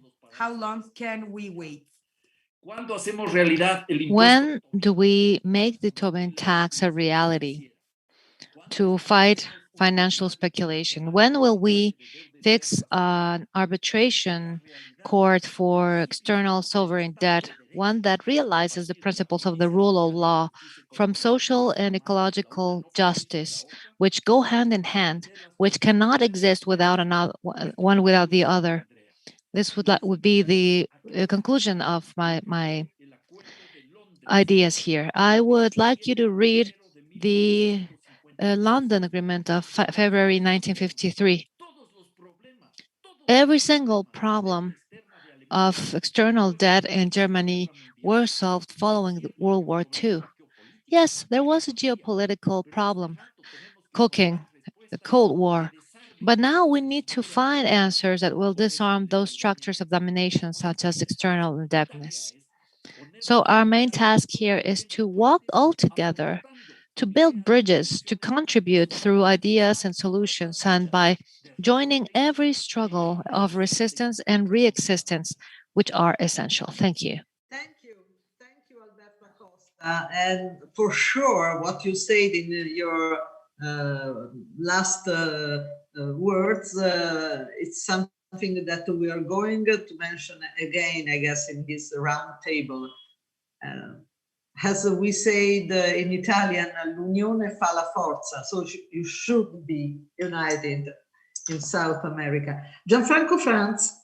Yes, thank you, Maria. And waiting for Iglesias and hopefully, I have one question for Patrizio Bianchi, but I see that he's busy in this moment, and one question is coming from the public, from our audience. So, okay, one question for Patrizio Bianchi is that one of the purposes of this symposium was and is to refocus the attention on a geographical area that for us in Ferrara, for the University of Ferrara, for the Department of Economics and Management is a sort of a historical relationship between us and the Latin American world. So we were hearing the speech of President Prodi. We were the speech of Patrizio Bianchi. So what we can do, what we can think in this context, just to, and one of our partners, Amistades, is creating an observatory, a study center on these aspects. What we can do just to improve relationships, and this is a question for Patrizio Bianchi, but also for Romano Prodi, involving institutions, universities, media, association, in order to promote more cooperation, greater knowledge, and more opportunities that we had 20, 25, 30 years ago, and then are disappeared. This is the question for our minister, and then I will put on the floor the question from the public. Thank you. I had at 8 o'clock this night a meeting with the Argentinian Minister of Education, and we are putting the same kind of question. At which extent, preparing the G20 of next Tuesday, to which extent can we work together in order to have more exchanges among our universities, our schools, and also in order to increase the exchange of cultures? I believe that now it's extremely important that at a worldwide level, people understand, the government understand that it's necessary to invest more and more on education. To invest in education and to invest also in capacity to generate twinnings between educational institutions around the world is the main argument that we have to discuss this night. If this is enough to face all the argument that Alberto Acosta put on the table, really, I don't know. Really, I don't know. At least what I can do, what is in my agenda is to reconstruct with at least some countries in Latin America that are Chile, Argentina, Brazil, surely Mexico, but also the others, this kind of possibility to restart a process of twinning between the universities and the educational institutions. The capacity to share the same kind of reaction against this quite diffused educational poverty that now is recreating inside the same country new conflicts and new marginalities. On our perspective, let me remember that our department was starting exactly creating this kind of relations, in particular with Argentina and Chile and Brazil. You remember that when we started our department, we started having these twinnings with several universities in Latin America. And let me also remember that from that experience, what we have determined today is the UNESCO chair on education, growth, and equality. The education chair, the UNESCO chair on education, growth, and equality is the main instrument that we can use, or that at least our university and our department is using to re-establishing this continuous dialogue with universities in Latin America. This is exactly the most practical activities that we can create. Let me remember also that what we are trying to do with the other universities in Emilia-Romagna is to establish a United Nations university devoted to these kind of problems, also connected with the new technologies related to big data and artificial intelligence. This is something that we are working. You remember, Janji, that this was my main appointment before that I was captured by these present activities. And I think that our department, the Department of Economics at the University of Ferrara, can be the main actor in this possibility to use the UNESCO chair as the bridge, or at least as one of the bridges that we can use practically day by day with Latin America. Let me remember also that one of the pillars of the activities that we had in the past was the strict connection with the OECD, in particular with the program of the OECD working exactly on development. And I think that this relation with the OECD and with UNESCO are the bridges that we are able to use. But when I say we are able to use, I intend exactly we, me and you, Janji. And I think the department and most of the people that are involved in this webinar. So that if the question is what I'm doing now, on one side, I try to reestablish political relations with the government in Latin America exactly on education, and on the other side, we have in the Department of Economics in Ferrara the instruments to reestablish this relation with the correspondent levels in Latin America. Thank you. Thank you, Minister. Yes. And I'm linking to your speech, to your words. I'm going to Andrea Casal with a question, Andrea. Because Minister Bianchi was talking also about exchange. I strongly believe in cultural exchange. Being myself a product of cultural exchange, when I was a young, very young journalist, I was invited several times in US, United States, and that was very important to me, still is for young generation. So my question is, there are very popular writers, South American writers. I was mentioning before Jorge Amado, Gabriel Garcia Marquez, but the women writers are very important to other women readers. What, in your opinion, women from South America can do for establish a stronger relation between the two continents, Europe and South America? Again, talking about also cultural relation, we all know Isabel Allende, just to mention one. Yes. Well, thank you. Thank you for the question. I feel like I am a little bit put on the spot, but actually I do work in the field of literary studies, and I am pretty much devoted to studying Gabriela Mistral's poetry. And I think that I will answer with two sides of this question.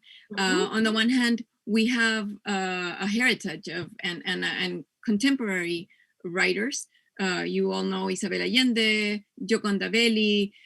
We have in the Chilean context, we have very interesting female writers right now, like Maria Jose Ferrada. But I would just like to say that we could, adding to this question about the Buen Vivir and our relationship to the possibility of a integral community, we can reread Gabriela Mistral. Gabriela Mistral, for example, has been read very very shallowly, like she writes children's chants.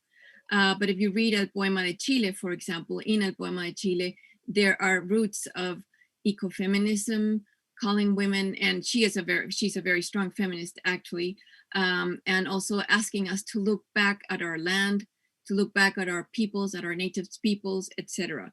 And I think that there are many things that women can do. And one thing is, I think, on the one hand, what you have just done, that you have asked me to talk, and we can support each other and give each other a voice in all these in these topics. But also, as Alberto Acosta was saying, we can go out and look at what women are doing in organizations, in the civil societies, in grassroots organizations, and help contribute if we have a microphone, like journalists like you sometimes have, or I can write a paper, etc. Give women also a voice and support each other in this rethinking of the world. Count on me, Andrea.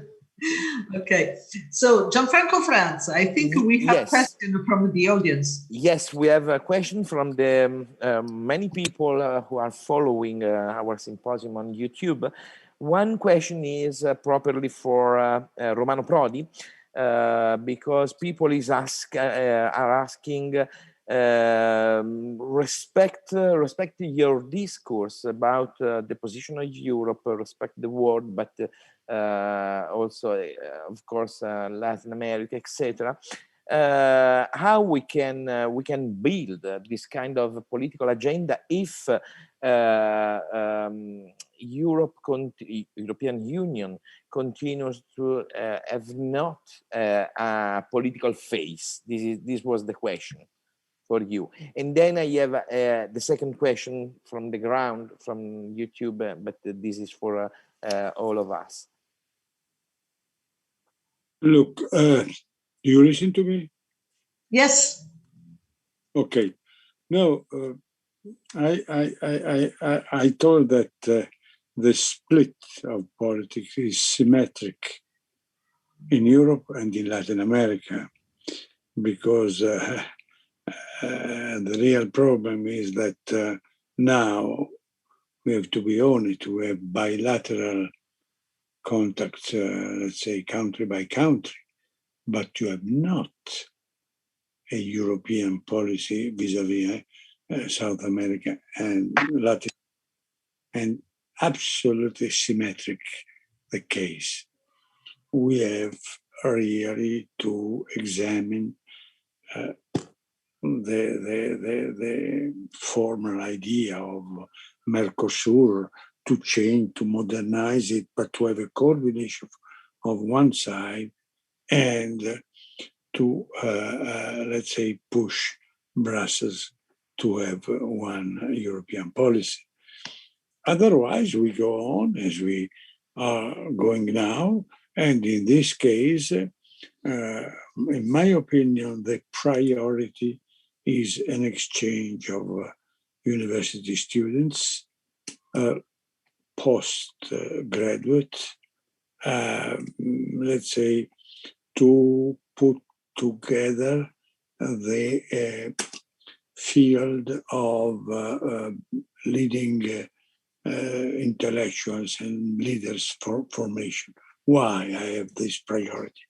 Because it does not need a lot of money, can be organized quickly, may have the results of building new links immediately. And so this is realistic if we want to do something, not waiting a political change that needs time and needs new political leaders. I repeat, I don't know why the leading class of Latin America is linked more to North America than to Europe, in which we share origins, culture more than that. You make a new politics with new people.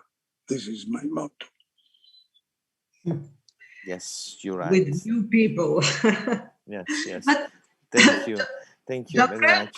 While we are going to the end of our symposium, yes. because I don't think I don't think Iglesias can join us anymore. Unfortunately, no. We allowed to ask to Professor Prodi in this very important day for the global politics, because as we said while we introduced Michelle Bachelet speech, today President Biden, President Putin are having their first encounter, their first meeting. So are we allowed to go a little bit further the topics of our symposium and ask to President Prodi how he can comment this important meeting? What do you think? Can we? Look, I cannot comment because it's not ended. We have not, but I was very attentive, I went deeply. Why they did it? After insults, after tension, and they organized in Geneva, that is a symbol of very important meetings. Second, they decided a very thick agenda. So I do think that will not make any revolution, but will lower the tensions. It starts some sort of mutual analysis, mutual studying. Otherwise, they should not have done. Well, many interpreters, they say, look, this is because Biden wants to divide Putin from China. Difficult because I think that a mistake of building of letting them link has been done a lot of years ago.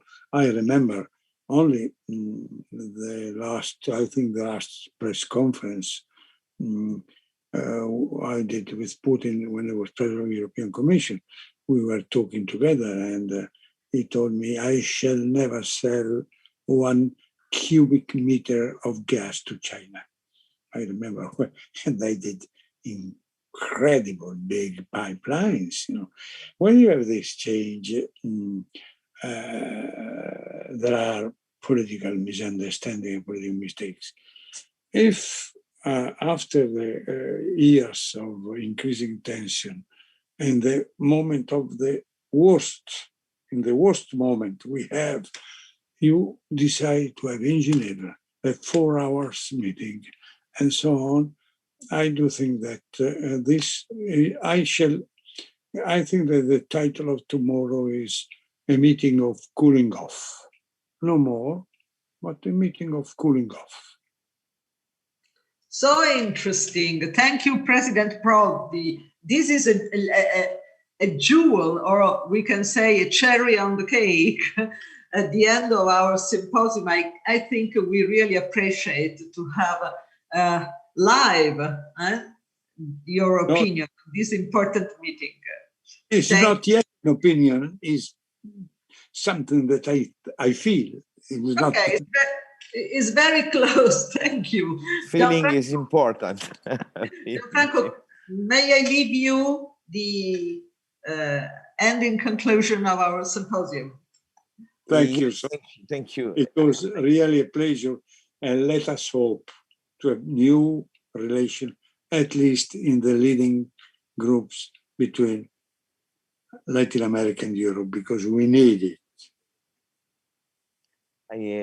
I want to thank all of us, all of you, for participating all these very important contribution from Romano Prodi, from Patrizio Bianchi, Alberto Costa. Unfortunately, we lost Enrique Iglesias with his great experience, but there is an important consideration coming from the public of this symposium, and someone was writing there were two speeches, Mr. Prodi and Mr. Bianchi, speaking about geopolitics, etc., and the problem of the globalization market, etc.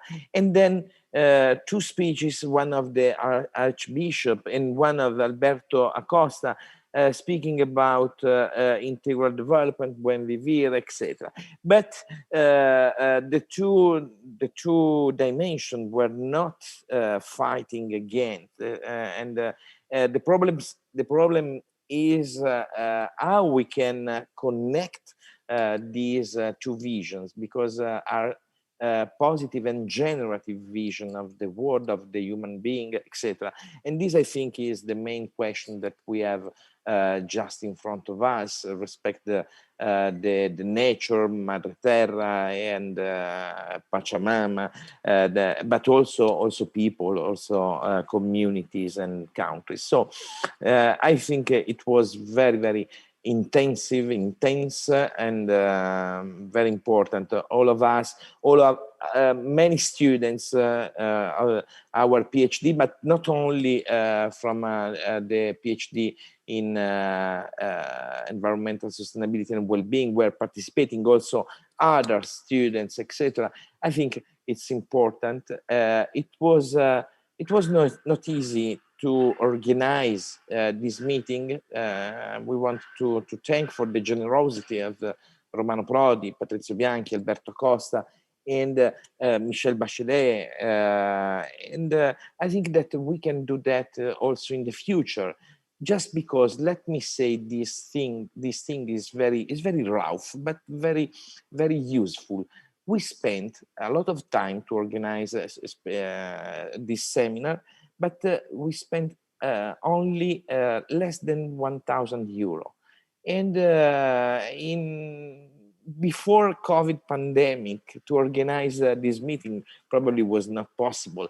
But to organize this meeting, we probably we needed 50,000, 60,000 euro to organize this interchange of ideas, of suggestion, opportunities, etc. So I think it's important to find out how to develop this. And I want to thank Maria Latella just before to say hello, Maria Latella, for helping us in managing this roundtable and meeting, and Andrea Casalsi for her presence and support with very, very important questions to Alberto, and I think very important visions. We collaborate always for our programs, and so we have and we will have other opportunities.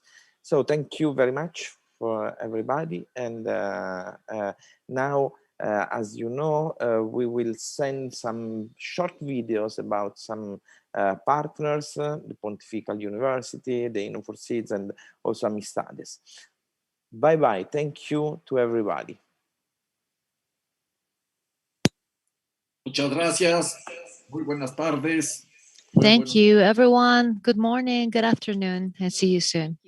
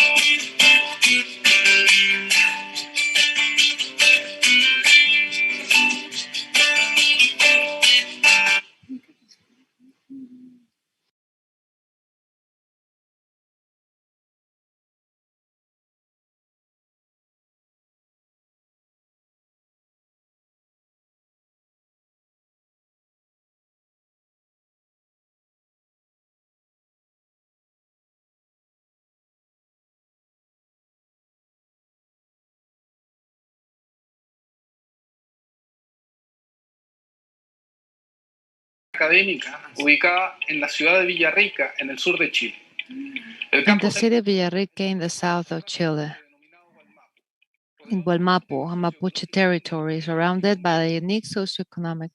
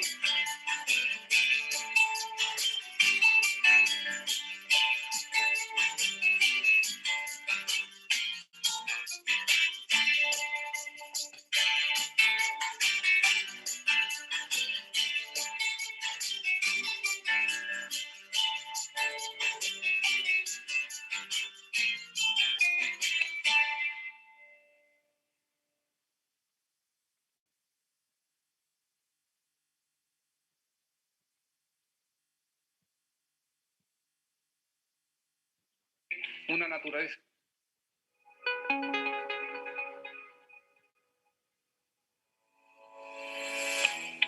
El campus Villarrica, la Pontificia Universidad Católica de Chile, es una unidad académica ubicada en la ciudad de Villarrica, en el sur de Chile. El campus se encuentra en un territorio ancestral mapuche denominado Gualmapu, rodeado por un sistema socioecológico único, en el que convive una naturaleza imponente de lagos, valles, bosques y volcanes, con un conjunto de culturas, algunas originarias y otras inmigrantes. Nuestro trabajo se enfoca principalmente en las áreas de educación, desarrollo sustentable e interculturalidad, con una aproximación interdisciplinaria a cada uno de estos temas. En el campus se encuentra el Centro de Desarrollo Local, CDLUC, y el Centro de Estudios Interculturales e Indígenas, CID. Ambos se alojan en el Complejo Interdisciplinario para el Desarrollo Sustentable Michel Durán.